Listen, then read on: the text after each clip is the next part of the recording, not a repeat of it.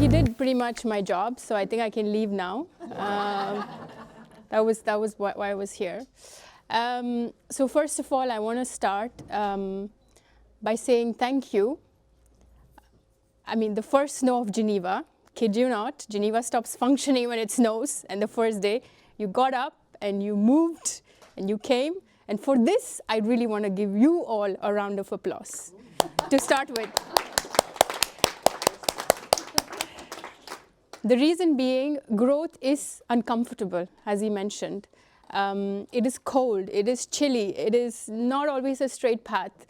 And I think you coming here and sitting here and going through this journey and experience is not only valuable for you, but also everyone around here. So don't forget that, we're a community. So yeah, growth. So I tried to, sort of wing it, what growth means. I wear a lot of hats. I just wanted to say that out loud because for the longest time in my life, I've sort of, rather than hats, scarves, because as you heard, one of my companies is Pink Maharani, which we work with hand-woven cashmere, hand-embroidered with artisans in Kashmir. So I do wear a lot of scarves, maybe not hats.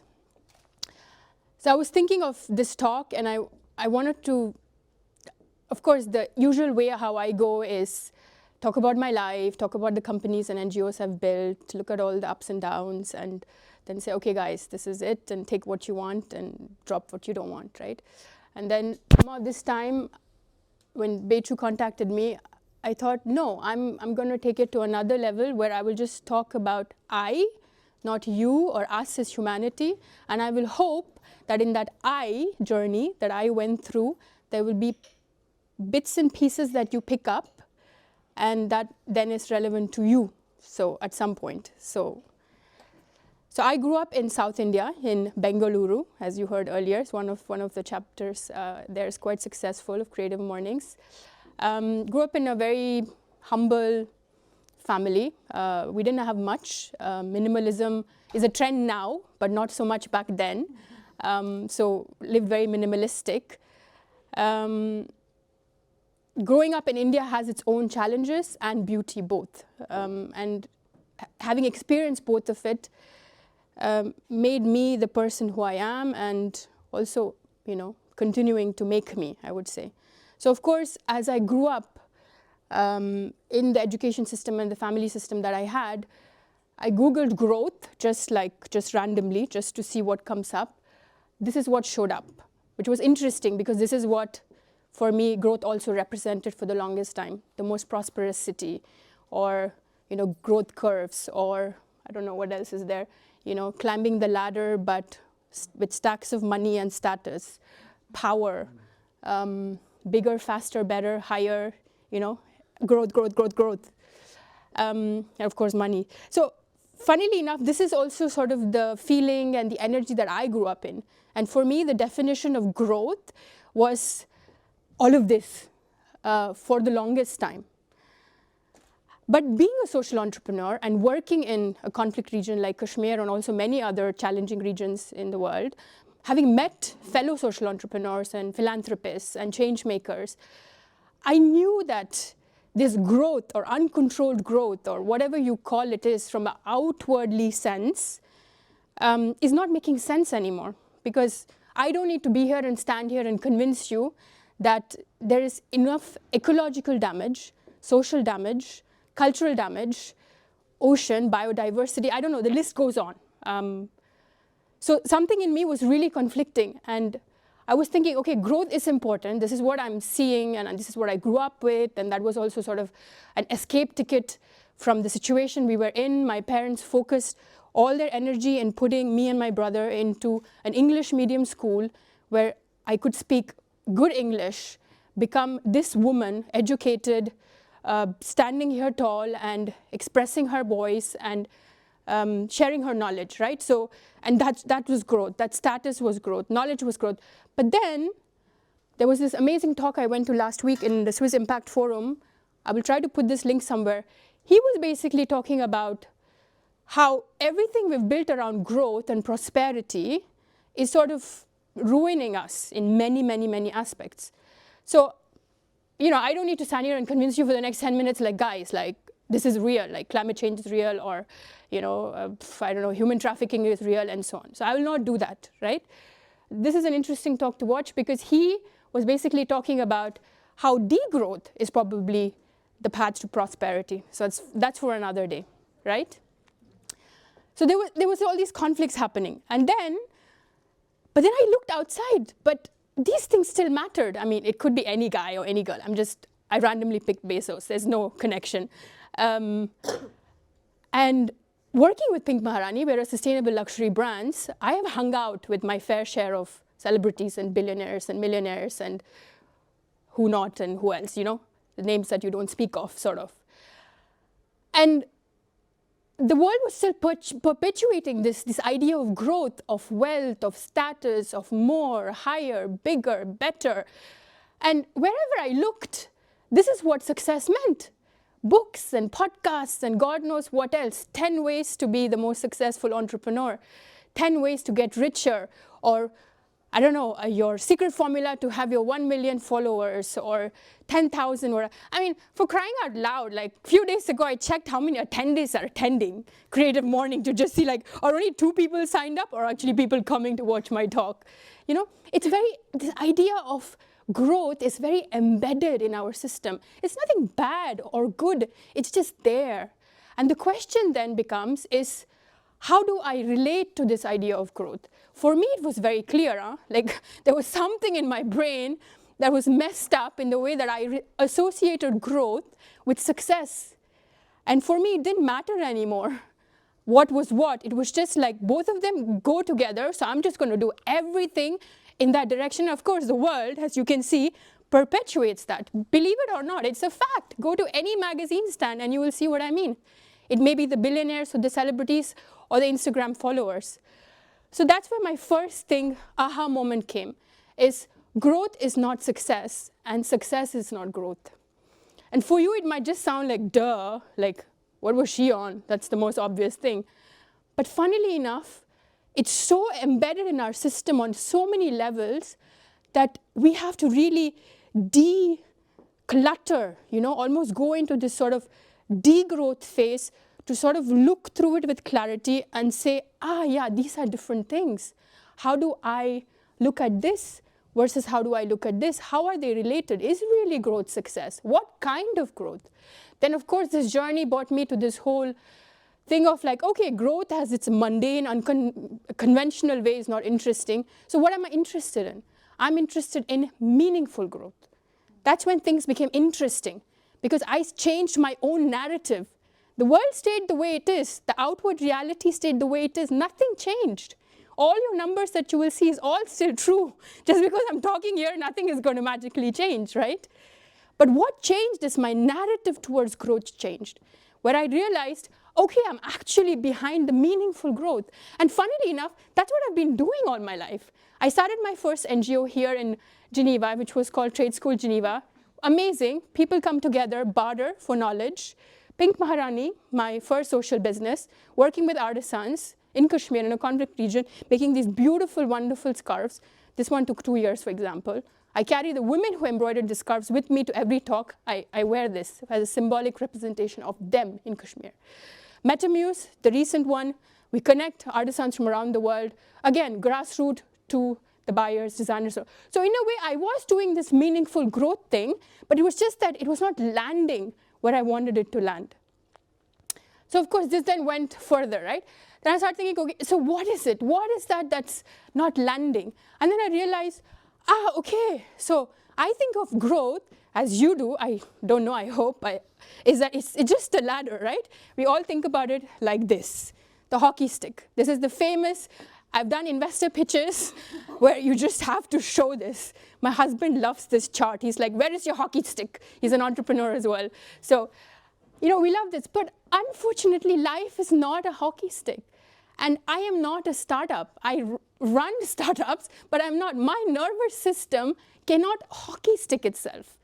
My nervous system and me as a being, and most of the people here, I suppose, work like that. It's really a drunken line. The mistakes we have done when we are drunk, I don't want to point out, but I'm sure we have some baggage there, are the ups and downs, are the lows, are the highs. When you crash, you have an insight, you wake up, and then you grow. You crash again.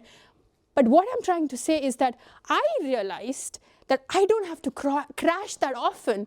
I can sort of have a hockey stick. Yeah, sure, it can be still a bit like, but that this doesn't have to necessarily be a thing. Because if in my awareness and understanding of growth can be holistic, which you will see as you go, then this curve can maybe be a bit more less drunk. That was the insight that I had. So real growth looks less like a ladder and more like a drunken line finding its way home. Because we are all finding our way home. No matter how successful, how rich, how powerful, how healthy, how beautiful, complete, we have this innate need.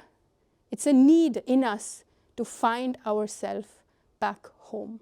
Home is not a physical place. Home is not a person.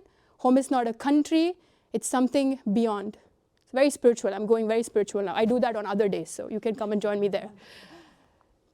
So, of course, it went on the journey, right? Then, of course, when I started doing all of this, it was obviously all the uncomfortable questions started popping up. They're like, oh, so you were an A student throughout. You worked your butt off.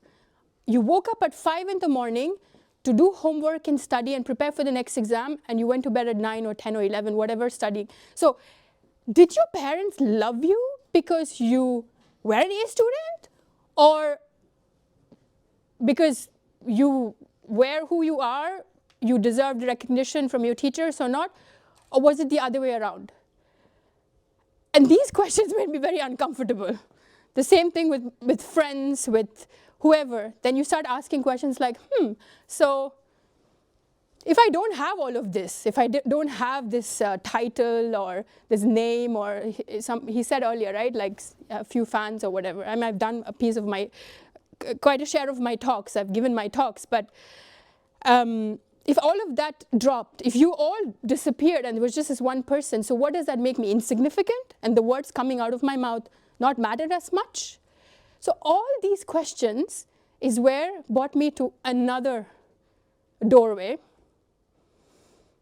Hold your breath. Not too long though. Is when I started asking these questions, these really, really uncomfortable questions, is I landed on the door of death. Death in two ways. I realized one path is things of me, my past me, the loopholes I have been in, has to die. And funnily enough, as if there was an intuitive message from the universe, yesterday, my very close friend and now my colleague, sitting right there, she sent me a message saying, a Japanese neurologist said, the people who can't rest aren't driven. Their brain is stuck in an old survival loop they don't remember. And I was just like, amazing. Okay, this is like, the universe is like, you have to read this shit. Drop, She sent it to me last night. And this is like, yes, this is it. I'm stuck in my old survival loop of doing, moving, achieving.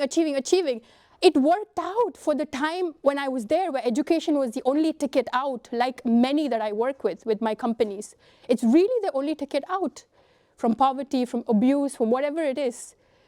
It worked for me then, but it does not have to work today. It's done. The little girl can relax. She can rest. She can sit down. She can take a breather. She doesn't have to feel guilty for going and having a yoga class or taking a walk or playing with her daughter. And this is where I realized death is that a part of me has to die. It has to leave me. And this is where this whole uncomfortable question started helping. And then the other side of it is I lost someone super close to my heart a few weeks ago. he gave me some fantastic advice, like super hyper on his hospital bed. And I was just like, I was crying and I was laughing and my emotions were all over the place. And I realized I have death all backwards. Sorry, I have life all backwards. Sorry. So it's actually not starting from point A to point B, but it's actually starting from the low, or I don't know, whatever you call death to be, either low or high for you, it's your perception, is starting from death and going backwards. And this is when I decided to write my obituary. Believe it or not, I sat down and wrote my obituary. Because at some point, it became very clear to me that life does not matter, the life I live, if on the end of the days, when I'm in my, God knows how, what AI is going to do, maybe cells or hair or ashes or body, God knows, at that point, when I am not there anymore, the people I leave behind, the legacy I leave behind, what would I love to hear or want them to share? I said hold your breath, right? So I actually wrote it in my journal, not to kid you not on a piece of paper, because it's for life. So this is how this reads, my obituary, right? Narmada was a loving and caring mother who deeply and unconditionally loved her daughter Vedanta. She stood by her husband in his highs and lows and mostly Zen state and loved him deeply too.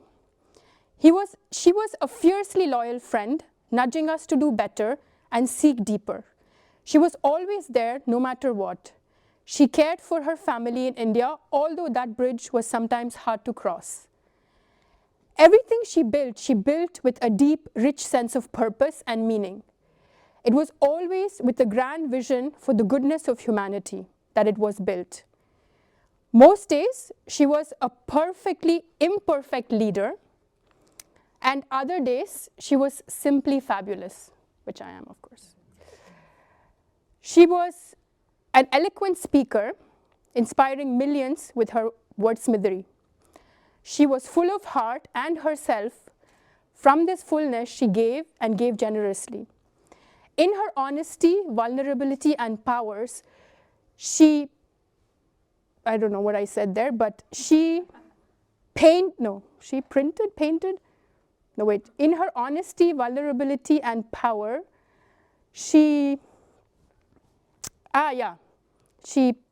pushed us towards the deeper wisdom within all of us. She loved masala dosa. Masala dosa is like a typical South Indian dish. And mangoes, which is what you will taste later. I'm guessing that a few people will show up. Her life was a celebration, and thus aptly, it shall end in a dance with you all. Because I want to have a party when I go. So that's it. So one thing less to do, huh? It's done already. Just have to make sure the right people get it. So it was very freeing to write that. Very sad in the beginning, but also very freeing. Because, of course, I'm halfway there, or maybe nowhere there, God knows. I mean, it's a made-up obituary in a way, right? But then I had something to look towards. I had something to know, like, oh, this is the Narmada I want to leave behind. This is her legacy. And this is where I thought, growth is no more, and not always this, but it's always, and it's also sometimes just the, and thinking about the uncomfortable, like death, and writing your own obituary. Believe it or not, I bought pieces of paper and pen, and I realized the weather is too gloomy. So I think I'll let you pass. But take the piece of paper as a symbolism if you want, and go home, spend the weekend, write your obituary. Write the obituary of your life, of what that life, that rich life, you want to leave behind. I used to be a yoga teacher in my past life. So I have something, a thing to bring us in the moment. So my dear friend Rasika will help me demonstrate. If I may ask her to please join me up front. And I would like your cooperation, please. If you may, rise up, please, if it's okay. Sorry, I just have to. Okay, great. So it's very easy. Just close your eyes. Nobody's going to steal anything, tickle you, nothing, none of that business, right? You don't have to be scared. You can really close your eyes, bring to your center. Rasika will stand here. If you like, you can actually open your eyes and look first. It's very easy. Just rise your hands. You breathe in, you rise your hands. And then you breathe out. Oof. You let go of all that you are carrying. Okay? And then I'm going to play something and see what your body does to that. And let your body do it. Don't hold back, would be my advice. But let's see how this is going to work. So let's close our eyes. You breathe in, closing eyes. Breathe out. You continue doing that. Breathe in. You breathe out. Okay, continue. Breathe out. Okay.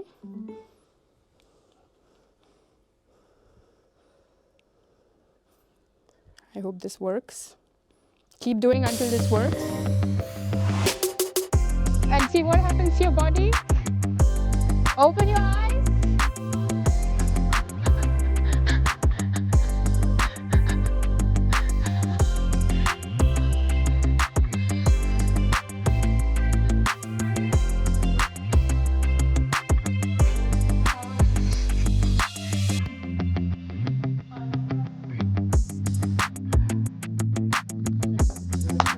High five. Thank you, Rasika. Thank you, everyone, for doing that. I was just not sure how that is going to land. It was my first experiment, but thank you for moving your bodies. Fabulous. This brings me to my next point.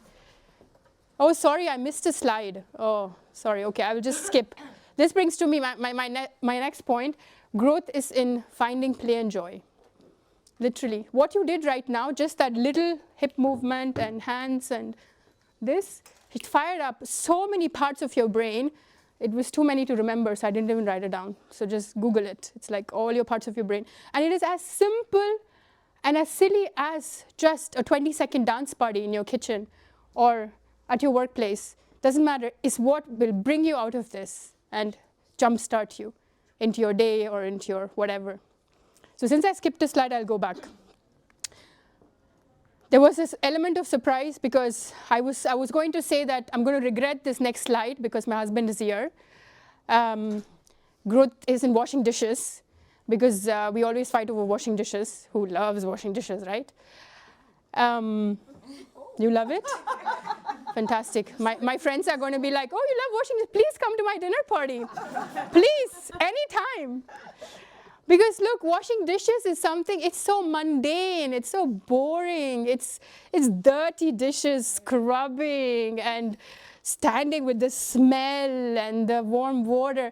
You can do all of that. Or you go, here, wow, a dirty dish, great.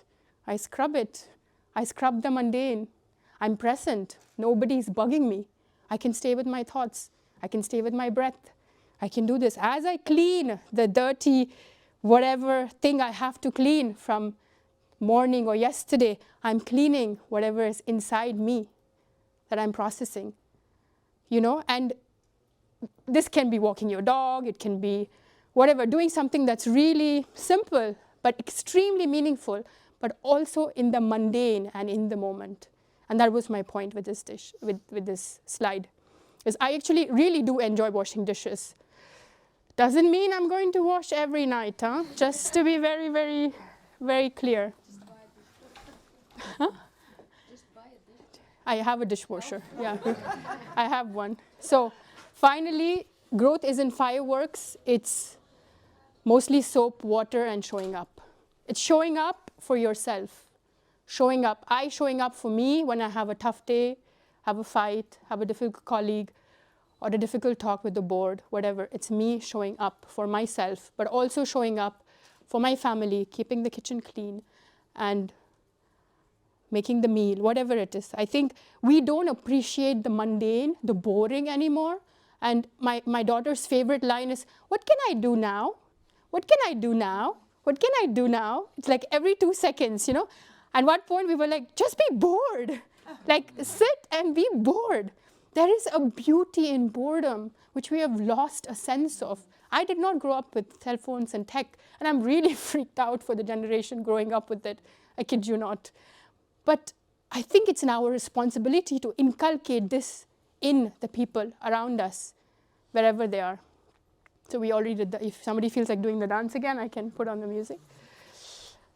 So to wrap up, this is what Alan Watts, my favorite philosopher. We thought of life by analogy with a journey, a pilgrimage which had a serious purpose at the end.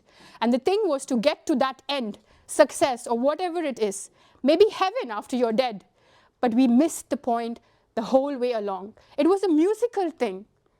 And you were supposed to sing or to dance while the music was being played. So bravo for doing that earlier. Congratulations. And that is it. Growth is that. I realized it. The more I do it, the more I sense it. Imagine going to your wife or your husband or your colleague and saying, hey, I went to this networking event and the speaker read her obituary and we danced. And they're like, are you sure you didn't go to a cult and an event? How sure are you? So I'm asking you to go find your cult. No, sorry, not cult. Crew. Go find your crew. I have a friend when I'm upset with my husband. I have that friend. When I have a friend, when I'm pissed off with my colleagues, I have that friend. When I'm super stressed with my board, I have this friend. Or when I'm like done with all of this and life is just too much and I'm yelling at, I have the other one. I have my crew. Imagine, I would be broke right now if I had to pay for all this therapists and psychiatrists. Nothing against therapy, guys. I'm not a doctor. Therapy is great. Psychiatry is great. But I'm just saying that we think about it as of a growth as a journey alone. You know, it's my thing, it's my life, it's my trauma, the shit I've been through, nobody else has been through, the stuff that I've experienced, you don't know. Maybe not the abuse that I experienced, not the discrimination, not the racial attacks I've had. No, but you've had your own sense of discrimination or injustice or whatever, and sharing that with the crew makes it even more meaningful and brings you together. So this is what I mean. Go find your cult or crew, whatever floats your boat. And finally, this is knowing thyself. I mean, they freaking put it on some big Delphi theater, apparently. Like, it's this huge, massive theater, I think, in Greece. I mean, they put it there, I think, 1,000 years ago, right? There's like this word saying, know thyself. I mean, if they did it, come on, guys. There must be some truth in it. So let's look at it, right? So it's as simple as that. Just knowing thyself, knowing yourself, knowing myself, going deeper in it, not getting lost in another TikTok video or another Instagram scroll or the endless emails. Because I think today, if somebody wrote my obituary, she's like, she used to write very efficient emails at midnight 01, and this way we knew we reached our target. Probably that's going to be my obituary right now. But the question is, the deeper you go in this questioning, in this journey of growth for yourself, you realize that knowing thyself is the greatest gift you can give yourself. Who are you? Who am I? Who am I when all my identity, my cashmere sweaters and my shawls and my titles, it's all stripped off. Who am I? When is the last time you asked yourself that question? Growth is a Rubik Cube. Have you tried doing a Rubik Cube? Has anybody tried? I'm hopeless at it. I always arrive at one juncture. I arrive at one color, I get all yellow. I'm like, yes, all yellow, all red, yes. But then you turn it around, you're like, I feel like a big sense of failure. And I'm like, okay, in the drawer, right? Growth is a Rubik Cube. If you want a symbolism or a picture, it is. Because there are just so many aspects of growth that we sometimes want to just look at one and forget the other, or we don't have time for it. And this whole theory of work-life balance, I'm sorry, is bullshit. I'm calling it out. I know I'm being recorded. It's not. There are times in your life when your work just asks for more from you, and times where kids do, times when parents do, times when your relationship does. But the thing is it still a Rubik Cube? Is it still holistic enough?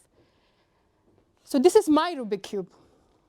This is what are the colors, the aspects of my life that's very important to me and is important for a less insane way of living for me. Business, of course, I'm an entrepreneur. The inner world, relationships, all kinds, also the difficult ones. Impact and meaning, health, body and mind, craft and skills. Working with your hands is one of the most important things we have forgotten, or we are, I think, slowly forgetting how to do. And this worries me a little bit. So of course, when I look at my Rubik's Cube and then I sort of go back to my journey and then I realize, like, so what took most precedence in my life for the longest time was that yellow thing. And you see, subconsciously, I just realized it now when I looked at the slide, I used the brightest color for it somehow. And I didn't realize it when I did it, but I just realized it now. And it still does, It still does take a significant part of my life. But knowing that these are all the aspects that are important to me and working at balancing them in whatever degree, giving each one the deserved, respected time and energy has become my growth journey. Finally, you must be like pulling out your hair right now. You're like, oh my God, what is wrong with this woman? She says all these tips about growth and do this, and then in the end she says it's overrated. I'm like, the reason is, as you were pulling out your hair, I mean, as you know, I have some fantastic hair. So as you're pulling, did you know that it's growing about 0.4 like 2 sheets of thick paper, is growing every second, I think. Every second, if I'm not wrong. You can Google it, or maybe every minute or day or something. But it is growing. That's a fact. Go fact check me. But it is growing. So are your nails. So growth, in a way, is inevitable. If you want it or not, it is just what it is. And it is there, and it will catch up with you, the kind of growth you want to have. If you keep pushing it and pushing it and pushing it, it will catch up with you. So don't take growth so seriously at the end of the day. It's just puberty for adults. Imagine you with your buddies in your underwear doing that. That would be fun. Voila, the human brain can capture apparently 4 to 5 concepts, maximum apparently, according to research. I don't know how many you took. This is what I can share with you from my journey. Feel free to connect with me. Thank you very much for listening to me. This has been a great pleasure and a great honor that you chose to spend your Friday morning with me. Thank you.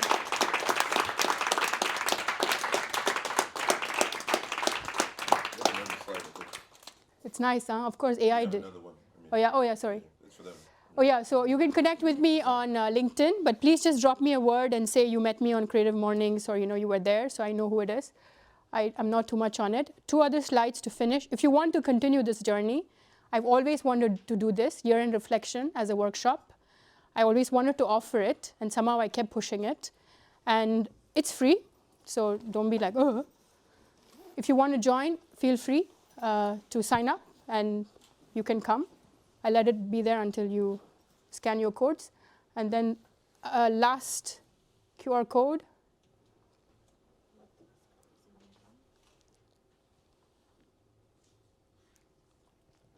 So one of my babies, Pink Maharani, my first baby actually, is 10 years old, 10 years young. So we are celebrating it at anniversary celebration at our store in the Old Town. You're all very welcome to come. I just have to sign up. Feel free to come and we can continue the conversation there. Thank you so much for inviting me. Thank you. That's been a real pleasure. Thank you. It was an amazing talk. I think we give her another round of applause. Thank you.